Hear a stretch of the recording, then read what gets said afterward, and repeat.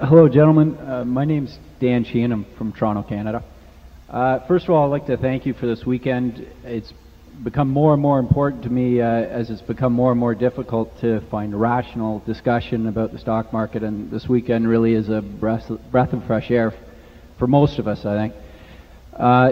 One of the places I refer to a lot is Benjamin Graham, and what worries me now is what he referred to as a period in 1929 and the early 30s as a lab experiment where normal intrinsic values and margins of safety broke down, or seemed to anyway. And I wonder how much you think that might happen now in the next few years, and how much you worry about that with the investments you're making.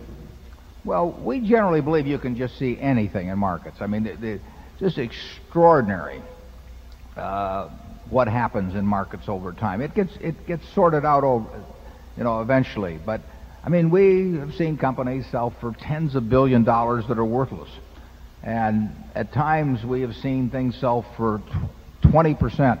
A number of things, not hard to find, perfectly decent people running them, sell for literally 20% or 25% of what they were worth. So we have seen and will continue to see everything. It's just the nature of markets. They produce wild things over time. And one of those wild things, and not to get carried away when other wild things happen, because the wild things create their own truth for a while, and you have to, that's the reason they're happening, and people are getting pleasant experiences and all that. You'll see everything if you're around markets for a reasonable period of time. We don't see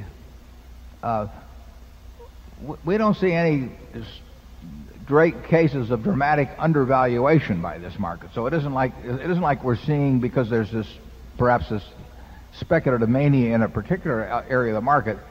We do not see that creating incredible undervaluation other places. What's happening there may lead to undervaluation, a few years from now, or it may not. I don't know that, but it isn't like you can find things that are worth double or thereabouts what you're paying, because frankly there's so much money sloshing around that if you found such a thing, it would be very likely corrected by some buyout types. I mean, we would love to find businesses that are selling for half of what they're intrinsically worth. We don't find that. Well, I do think that the present time is a very unusual period. It's hard to think of a time when residential real estate and common stocks and so on rose so rapidly in price, and there was so much easy money floating around. I mean, this is a very unusual period. What's fascinating, and I'm sure you thought of it, is that you can now have a business, saw a few of them, earlier this year, we'll say, that might have been selling for $10 billion, where the business itself could not have borrowed probably $100 million in debt with an equity valuation of $10 billion. But the business itself would not, as a private business, would not have been able to borrow $100 million. But the owners of that business, because it's public, can borrow many billions of dollars on their little pieces of paper, because they have this market valuation. If it's a private business, the company itself couldn't borrow 1/20th or so what the individuals could borrow. That's happened to a degree before, but this has probably been as extreme as anything that's happened, probably including the 20s. That doesn't mean there's a parallel to it, but it's been pretty extreme. Charlie?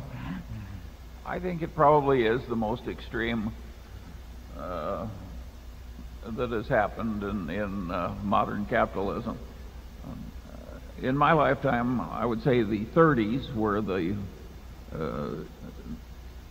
it created the worst recession in the English-speaking world in 600 years, and it was very extreme.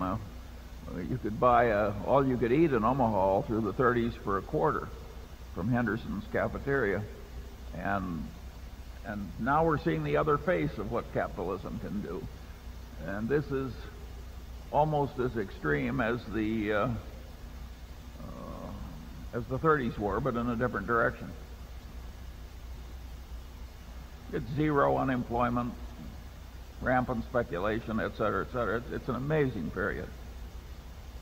That does not make it easy to predict, however, the outcome. No. It says to us, though, certain things we want to stay away from. I mean, basically, it's precautionary to us. It does not spell opportunity, although there's no question that in the last year, the ability to monetize shareholder ignorance has never been exceeded, I think. Wouldn't you say so, Charlie? Okay, number two.